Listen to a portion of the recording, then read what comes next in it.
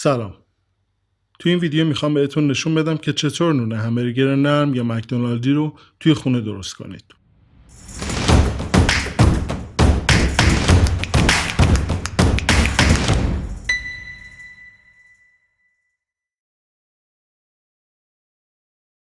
خب من شهریار هستم و این کانال کیچن کینگز هست، جایی که قراره پادشاه آشپزخونه خودمون باشیم. و تو این ویدیو میخوام بهتون نشون بدم که چطور نون همبرگر نرم یا اصطلاحاً مکدونالدی که کمی هم طعم شیرین داره رو به راحتی توی خونه تهیه کنید.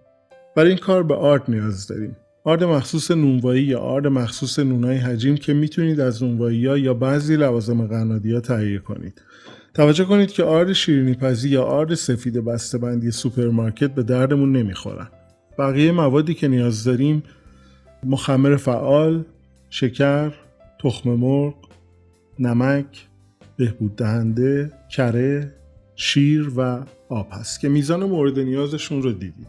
و در توضیحات پایین ویدیو هم میتونید میزان مواد لازم رو بر اساس پیمانه هم ببینید. بریم شروع کنیم. اول 500 گرم آرد رو داخل یه ظرف بزرگ میریزیم. بهتره که قبلش آرد رو الک کرده باشید. حالا مواد خشک رو به آرد اضافه میکنیم. اول 10 گرم مخمر که مخمر خشک که مخمر فعال شده هست رو یه گوشه از ظرف میریزیم. بعد 5 گرم بهبود دهنده رو یه گوشه دیگه از ظرف میریزیم. حالا 40 گرم شکر رو اضافه میکنیم. توجه کنید که شکر رو نمک رو نباید روی مخمر خشک بریزیم و باید یه گوشه جدا ریخته بشن.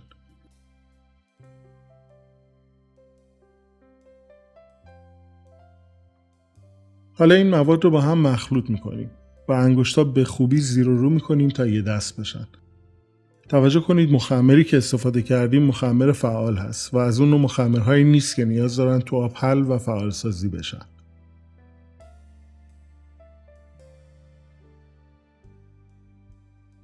زمانی که مواد خوب با هم مخلوط یه دست شدن وقتشه که آب ولرم رو اضافه کنیم. ما 170 گرم آب نیاز داریم، اما بهتره که تقریباً 80% آب رو اضافه کنیم و 20% رو نگه داریم برای بعداً. زمانی که می‌خوایم نمک رو اضافه کنیم تا کمک کنه به حل کردن نمک. بهتر از آب تصفیه نشده یا آب سختی گیری نشده استفاده بشه، چون املاح موجود در آب به کیفیت بهتر خمیر ما کمک میکنن.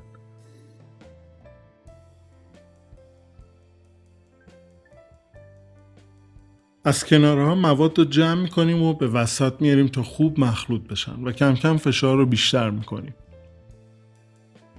حالا 90 گرم شیر ولرم رو کم کم اضافه میکنیم و با دست ورز میدیم تا مایعات به خورد آرد برن و به خمیر تقریبا یه دستی برسیم.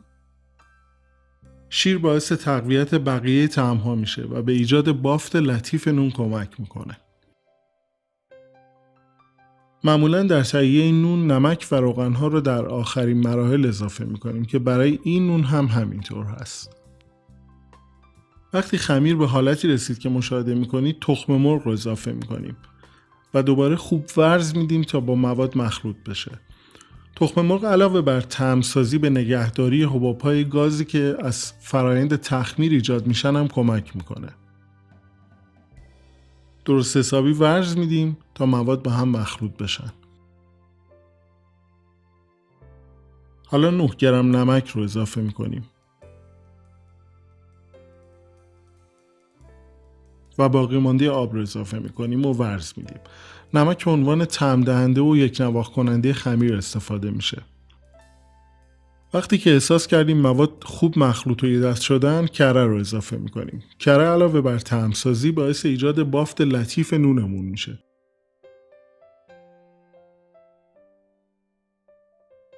به طور کلی چربی ها مثل کره نگهدارنده های طبیعی هستن و باعث میشن نون اصطلاحاً دیرتر بیات بشه.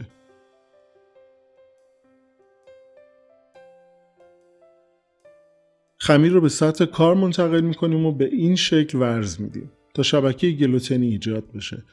زمان ورز دادن هم تقریباً 10 دقیقه است که اگر دستگاه خمیرگیر دارید حدود 5 دقیقه با دور متوسط میتونه کافی باشه. بعد از چند دقیقه که مداوم و بدون وقفه ورز دادیم خمیر تقریباً شکل میگیره. به نحوه ورز دادن و حرکت دستا توجه کنید. خمیر که به این حالت رسید برای تست یه تیکه ازش رو میکنیم و به این شکلی که میبینید آروم آروم با انگشت باز میکنیم. اگر کش اومد یعنی حالت کشسانی داشت و پاره نشد و بافت یه دستی رو نشون داد، یعنی خمیر ما تو این مرحله آماده است.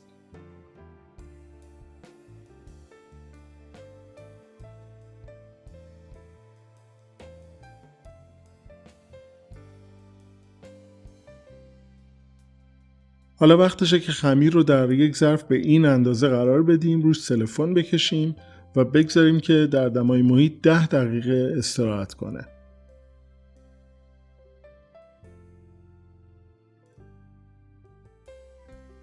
بعد از 10 دقیقه خمیر حجم پیدا میکنه و دوباره 1-2 دقیقه ورزش میدیم.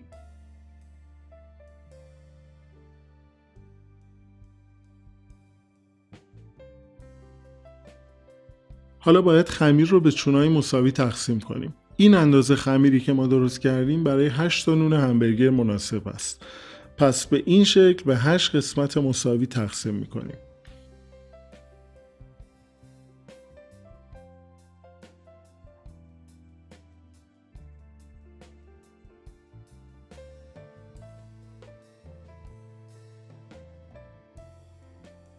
روی خمیرها سلفون میکشیم تا سطحشون خشک نشه و شروع میکنیم به چونه گرفتن. به نحوه کار و حرکت دستا دقت کنید. خمیر رو با انگشتا از لبه به زیر جمع میکنیم. بعد روی سطح قرار میدیم و با حرکت چرخشی دست گردش میکنیم. از کنارها جمع میکنیم و دوباره تکرار میکنیم. در آخر هم انتهای خمیر رو جمع میکنیم یا اصطلاحاً سوراخ خمیر رو میبندیم. چونه رو روی سینی که از قبل آرد پاشیدیم قرار میدیم. میتونید از کاغذ روغنی هم برای کف سینی استفاده کنید و میریم سراغ چونه بعدی که دوباره به همون روش فرمش میدیم.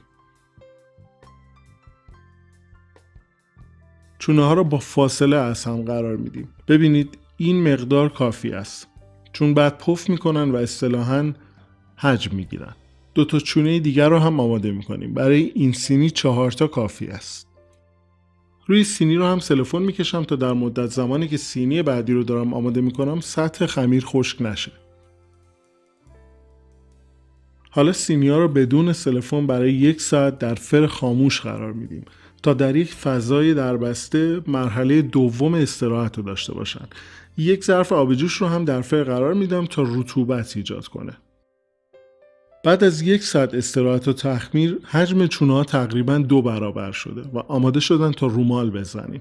برای این کار 1 تخم مرغ رو هم میزنیم و با برس روی خمیر میکشیم تا هم به رنگ نون و زیبایی نهایی کمک کنه و هم باعث بشه کنجد به سطح خمیر بچسبه.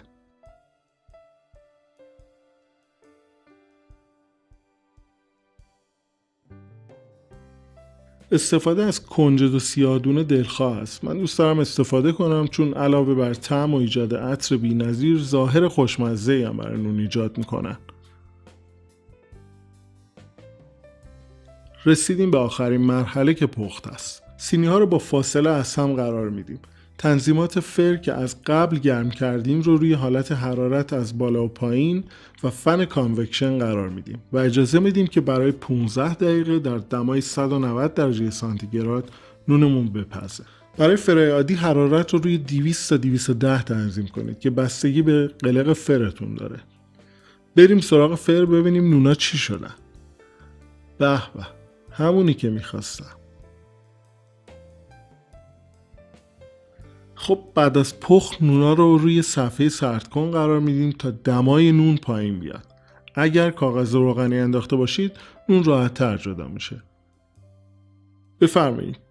میتونید بعد از پخت نون رو تازه مصرف کنید و از عطر و طعمش لذت ببرید که بهترین حالت هست. یا اینکه در سلفون بپیچید تا هوا بهش نخوره و کیفیت برای زمان بیشتری حفظ بشه. این نون چون که تخم مرغ و شیر داره زودتر از نونای دیگه بیاد میشه و بهترین زمان مصرفش تا 48 ساعت بعد از پخت است. این نون بسیار خوش عطر است و بافت نرمی زیر دندون داره. امیدوارم که درست کنید و لذت ببرید. اگر این ویدیو رو دوست داشتید لطفاً لایکش کنید، کانال ما رو سابسکرایب کنید و اگر اون زنگوله رو هم بزنید از جدیدترین ویدیوها به محض انتشار مطلع میشید. ممنون که نگاه کردید.